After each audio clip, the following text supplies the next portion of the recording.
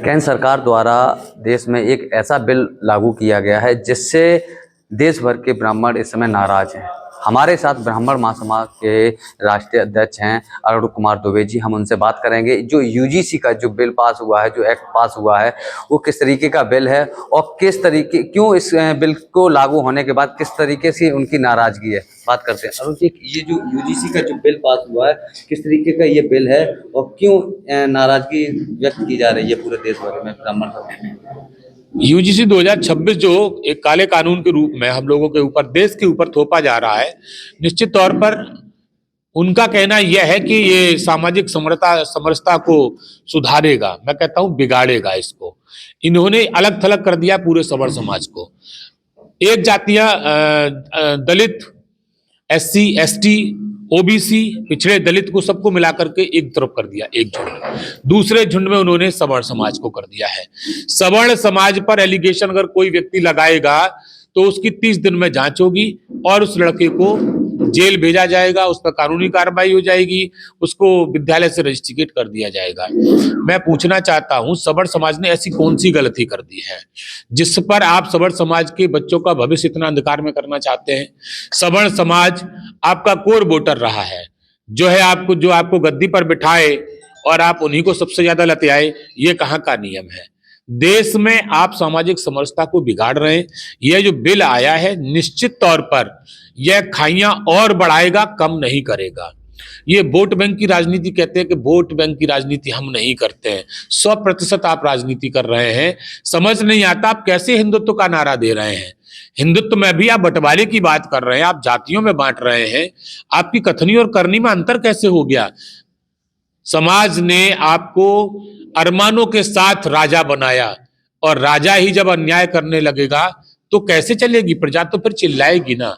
मैं फिर कहना चाहता हूं, सवर्ण समाज सदैव जो है बीजेपी को वोट करता रहा और उनकी दम पर आप सत्ता में बैठे हैं, सत्ता में काबिज हैं और आप उन्हीं को अलग थलग करने का प्रयास कर रहे हैं, उन्हीं के बच्चों का भविष्य बर्बाद कर रहे हैं। कोई भी सवर्ण समाज का व्यक्ति इससे बर्दाश्त नहीं करेगा। आज आप लोगों ने बैठक की है, किस तरीके की बैठक रही है, किस तरीके के फैसले लिए गए हैं? कल से ही इसका विरोध प्रदर्शन शुरुआत होगी। हम यहाँ से हजारों की संख्या में प्रधानमंत्री ऑफिस के लिए लेटर भिजवाएंगे, अपना विरोध प्रदर्शन करेंगे, शांतिपूर्ण तरीके से करेंगे और अगर उसमें हमारा 7 दिन का समय दिया जाएगा और यह 7 दिन में अगर हमारी मांगों को नहीं माना जाता, मांग सिर्फ एक है, इस तरह का कोई भी अधिनियम लागू नहीं होना चाहिए, इस तरह का कोई बिल संशोधन में नहीं आना चाहिए, संविधान में नहीं आना चाहिए। अगर इसको तुरंत वापस नहीं लिया जाता है तो फिर आंदोलन उग्र होगा। अभी तो जनपद से शुरुआत करेंगे, फिर प्रदेश लेवल पर जाएगा और फिर इसको हम राष्ट्रीय स्तर पर लेके जाएंगे। अगर जिस तरीके से बीजेपी ने अगर ये बिल वापस नहीं लिया है तो ब्राह्मण वोट कहाँ करेगा, ये बड़ा सवाल आता है। चुनाव आते जाते रहते हैं, ये लोकतांत्रिक व्यवस्था है और लोकतांत्रिक व्यवस्था में कोई किसी पर कुर्सी पर बैठ के चिपक के नहीं रह सकता है। जिनको लगता है कि अगर बिना सवर्णों के हम सरकार बना लेंगे तो फिर आने वाले चुनाव में सवर्ण उनको सबक सिखा देगा। क्या ऐसा भी हो सकता है कि जो जिस तरीके से सवर्णों ने, ब्राह्मणों ने जिस सीट पर आज काबिज किया है, चाहे वो देश के प्रधानमंत्री हो, चाहे यूपी के मुख्यमंत्री योगी आदित्यनाथ हो, क्या भविष्य में ब्राह्मण कहीं और वोट कर सकता है? क्या क्यों नहीं कर सकता? हमको किसी ने बांध रखा है क्या? हम किसी के बंधुआ मजदूर हैं क्या? हम तनख्वाह पाते हैं क्या किसी सरकार से? अगर हम उनको राजा बना सकते हैं, मैंने कहा ना लोकतांत्रिक व्यवस्था है, अगर राजा बनाना जानते हैं तो हम बिगाड़ना भी जानते हैं। इनसे पहले भी सरकारें बदलती रही हैं, ये कोई एक पहली बार राजा नहीं बने हैं। हर 5 साल में राजा बदलने और राजा को रिपीट करने की प्रथा है हमारे यहाँ। लोकतांत्रिक व्यवस्था है, लोग वोट करते हैं और अपना राजा नया नया चुनते हैं। राजा को उस रहने का अधिकार गद्दी पर तभी है जब वह सभी समाज को एक साथ लेकर चलने का काम करता हो। जब वह समाज को बांटने का काम करेगा तो समाज निश्चित तौर पर उनको किनारे कर देगा। अच्छा, आपने जिस तरीके से आज जो बैठक की है उसमें आंदोलन की बात कह रहे हैं कि हम आंदोलन करेंगे अगर हमारी बात नहीं मानी जाती है, तो किस तरीके से आप आंदोलन करेंगे, सड़कों पर आएंगे अगर बात नहीं मानी जाती है? अभी तो मैंने आपको बताया कि सबसे पहले तो हम प्रधानमंत्री जी को इटावा जनपद से, औरैया जनपद से, मैनपुरी जनपद से, तीनों जनपदों से लेटर भिजवाएंगे।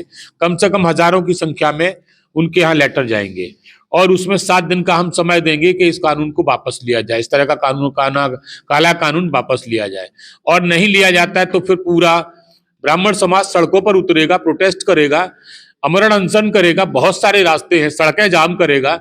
जब हमारी तरीके से बात नहीं सुनी जाएगी तो हम कानून को तोड़ने के काम भी करेंगे। आगामी 2027 का चुनाव भी आ रहा है, उत्तर प्रदेश में विधानसभा चुनाव होना है और ऐसे में ये फैसला लिया गया है, तो कहीं ना कहीं किस तरीके से आप और कुछ आगे निर्णय लेंगे? मुझे तो कहने में कोई गुरेज नहीं है।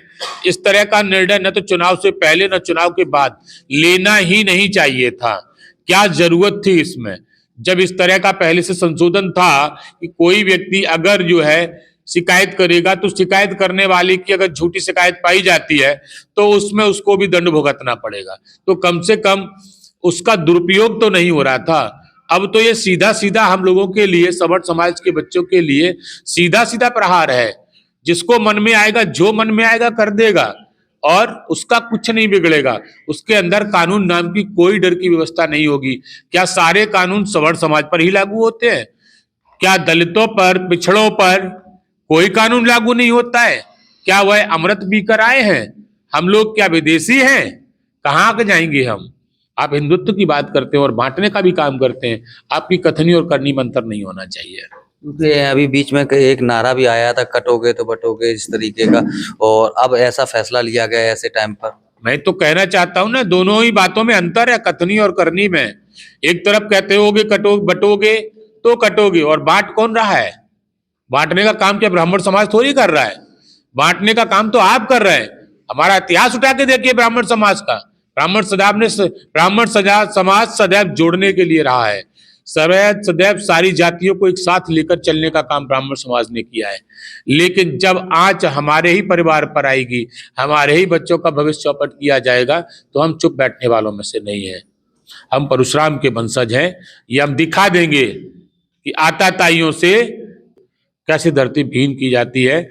ये भगवान परशुराम का खून है, उबलेगा तो निश्चित तौर पर हाहाकार मचेगा।